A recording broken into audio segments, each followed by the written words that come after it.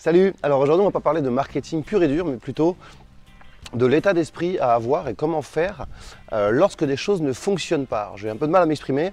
En fait, ce que je voudrais voir avec vous, c'est que j'ai vu avec des clients, des clients qui m'ont dit voilà, ça fait 1 an, 2 ans, 3 ans que je fais ça parce que j'ai acheté une formation, on m'avait dit qu'il fallait faire ça. Et mes résultats, en fait, ça ne décolle pas, je n'ai pas de super résultats, etc. Et donc, on va voir comment faire, si vous voulez, quelle est la différence entre être persévérant et borné. Et comment savoir si tout simplement des choses ne donnent pas de résultats, les arrêter, passer à autre chose. Et vous savez, il y a une fameuse comme ça citation qui dit si tu reproduis quelque chose qui n'a jamais marché, il n'y a pas de raison tout simplement que ça change demain. Donc on va voir comment faire tout ça ensemble.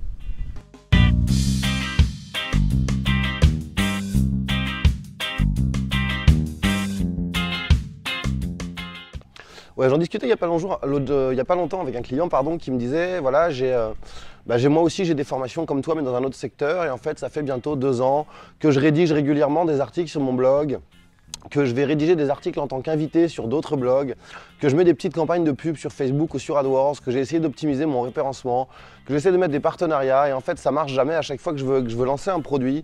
Tout simplement les résultats ne sont pas au rendez-vous, j'ai l'impression de perdre mon temps, etc. Et alors plusieurs choses. Déjà, c'est normal. Ça, c'est vrai qu'on l'a lu un peu partout. Il ne suffit pas de rédiger pour faire du chiffre d'affaires et pour avoir des clients. Il y a des moyens beaucoup plus rapides, il y a des moyens, on va dire, non conventionnels. J'en ai déjà parlé des tas de fois. Par exemple, scraper des milliers d'emails sur des annuaires, récupérer des milliers de prospects sur Facebook avec le Graph Search Facebook. Et ainsi de suite, et ainsi de suite. De la même manière, si une campagne de pub ne marche pas, dans 95% des cas, c'est tout simplement que l'audience est mal choisie. Et en fait, je vois énormément de gens qui s'accrochent à une audience en étant persuadés que c'est la bonne audience, donc ils font toute leur pub Facebook là-dessus, et ça marche pas. Alors souvent, ils prennent des prospects, mais les gens n'achètent pas derrière. Alors ils essayent de tout revoir, la page de vente, le produit et tout. Et en fait, ça convertit pas mieux, tout simplement parce qu'on est sur une cible de gens qui ne sont pas des acheteurs. J'en ai déjà parlé plusieurs fois, par exemple, moi dans mon secteur, je ne m'adresse pas aux blogueurs ou infopreneurs, comme on dit, parce que ça ne convertit pas. Moi, ce qui convertit essentiellement, ce sont des salariés à des postes de web marketing ou alors des gens qui veulent attaquer ces métiers et donc se former rapidement et qui sont prêts à mettre le budget pour, ou alors beaucoup de startups et de sites e-commerce. Donc, où est-ce que je veux en venir avec tout ça? C'est que si vous voulez, c'est pas la peine, encore une fois, de vous acharner sur quelque chose parce que vous avez lu un jour ou alors plusieurs fois qu'il fallait faire comme ça et en gros vous vous êtes mis une idée en tête et en fait vous vous dites que c'est comme ça et pas autrement. De la même manière, c'est pas la peine de s'acharner sur un secteur d'activité si ça marche pas. J'en parle souvent, je vois énormément de monde qui veut aller dans le web marketing parce qu'ils sont persuadés que ce sont ces niches-là qui rapportent le plus. C'est totalement faux, j'en ai déjà parlé des tas de fois. On est sur une toute petite niche. Les gens qui s'intéressent au web marketing, c'est quelques centaines de milliers de personnes. Donc c'est clairement pas la niche où il y a le plus de monde, le plus de clients potentiels, mais par contre c'est la niche où il y a le plus de gens qui essaient de vendre des produits. Donc s'il y avait vraiment quelque chose, si vous voulez, à choisir, moi c'est la niche que j'éviterais. Enfin je le dis souvent, si je devais remonter 10 ans en arrière, je ne choisirais pas cette niche-là. Maintenant, c'est mes compétences principales, etc. Mais ça ne sert à rien de s'accrocher à un truc qui ne marche pas. Donc en fait, ce que je vous invite à faire, c'est tout simplement de lister toutes les actions que vous mettez en place. Enfin, vous allez faire plusieurs choses. La première chose, vous allez lister toutes les actions que vous mettez en place tous les jours, depuis peut-être des mois, des années.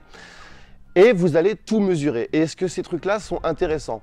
Par exemple, si vous rédigez des articles de blog, tous les jours, mettons, un par jour, je vous invite tout simplement à arrêter de rédiger des articles de blog pendant 1 mois. Et vous allez tout simplement voir est-ce que ça a un impact en termes de chiffre d'affaires ou pas. Si vous faites des articles comme ça invités en guest blog, c'est pareil. Vous allez tout simplement envoyer, par exemple, vous rédigez un article invité, vous mettez en haut en fait un lien vers une landing page précise où il n'y a que les gens qui ont lu cet article invité qui peuvent arriver sur cette landing page. Vous l'avez mis nulle part ailleurs. Et vous allez très vite voir si les gens qui ont lu votre article de blog en invité ont été remplir un formulaire et derrière ont acheté des produits. Si vous faites des campagnes de pub sur Facebook et que vous avez toujours perdu de l'argent, arrêtez tout de suite, mettez en pause, faites des tests avec différentes audiences, essayez de vous dire tout simplement qui sont selon moi mes clients idéaux. Par exemple, dans mon cas, moi je m'étais dit au début, merde, si c'est pas les blogueurs, si c'est pas les infopreneurs, enfin si ceux-là n'achètent pas, à qui je vais bien pouvoir, entre guillemets, vendre mes produits. Et vous allez faire des tests et vous dire, voilà, qui serait intéressé tout simplement parce que j'ai à proposer. Donc moi je me suis très vite dit, forcément les e-commerçants et les startups qui ont besoin d'avoir du trafic en fait rapidement. Je vais avoir tous les petits commerçants de quartier, les restaurants, les bars, tous les gens qui ont besoin en fait d'amener du trafic en point de vente, les coachs, les consultants, les formateurs et ainsi de suite. Et j'ai fait des tests, j'ai mis un budget de 50 €, j'ai testé 5, 6, 7 audiences et il y en a toujours une ou deux qui sortent du lot. Mais voilà, ce qui est vraiment important à retenir, c'est qu'il ne faut pas continuer à mettre des actions en place qui n'ont jamais donné de résultat parce que peut-être effectivement que ça marche pour d'autres, mais pas pour vous. Et dans ces cas-là, ce n'est pas la peine de s'accrocher. Et si on va, si vous voulez, plus loin, dans des trucs peut-être plus, on va dire dans des secteurs peut-être plus personnels, on va voir qu'on peut adapter ça aussi. Ouais, avant de parler de trucs personnels, je voulais vous donner un autre exemple. J'ai un client qui est tout le temps en fait, qui va jamais au bout des choses, qui veut tout le temps lancer des nouveaux produits. Et à chaque fois qu'il lance un nouveau produit, il se dit ouais, je vais faire de l'affiliation, je vais contacter X 10 gros affiliés, je prépare mon email. Donc à chaque fois, il prépare son email, il prépare des bannières, il envoie tout ça, il attend que ça se passe et il est très étonné derrière que quasiment personne ne réponde et qu'en fait son business ne décolle pas parce que ça marche pas comme ça. Je pense qu'il s'y prend de la mauvaise manière pour contacter des partenaires et pourtant il a toujours fait comme ça. Il n'a jamais eu de résultat et il continue.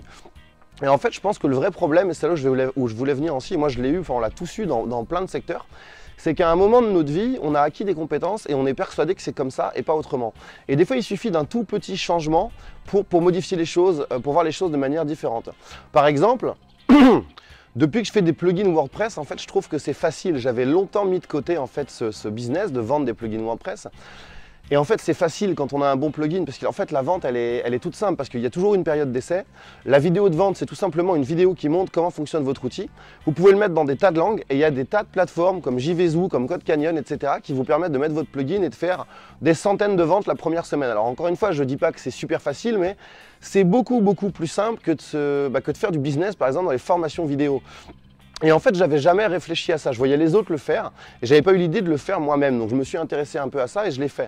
Mais pendant très longtemps, j'étais persuadé, comme beaucoup de gens, qu'en fait le business le plus rentable et le plus facile, c'était la formation vidéo. Je m'étais pas intéressé aux autres trucs comme le e-commerce. Que le e-commerce, je me disais oh là là, c'est le bordel, c'est du stock, c'est de l'investissement, c'est des galères logistiques et tout. Alors qu'en fait, si on se renseigne un peu, si on creuse un peu, maintenant il y a le programme expédié par Amazon, mais il y a des tas de boîtes qui vous proposent de gérer la logistique à votre place, moyennant une commission, bien sûr. On peut sous-traiter également le support client, etc.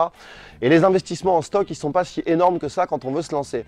Mais voilà, faut aller voir plus loin que le bout de son nez. Enfin, c'est vraiment ce que je vous conseille. Et moi, ce que j'essaye de faire, en fait, si vous voulez, chaque jour, que ce soit, c'est pareil en termes de stratégie marketing et tout, mais s'il y a un truc à retenir là-dedans, c'est que, et c'est valable pour tout niveau, si vous avez toujours appliqué un comportement et que ça n'a pas donné de résultat, il n'y a pas de raison que ça change demain. C'est valable si vous allez à la salle de sport tous les jours depuis 5 ans et que pourtant vous n'avez toujours pas les abdos que vous voulez, c'est que probablement il y a quelque chose qui ne va pas. C'est sûrement la bouffe, c'est pas le sport, c'est sûrement la bouffe. Mais vous voyez ce que je veux dire? Donc il faut essayer vraiment de remettre tout à plat. Voilà.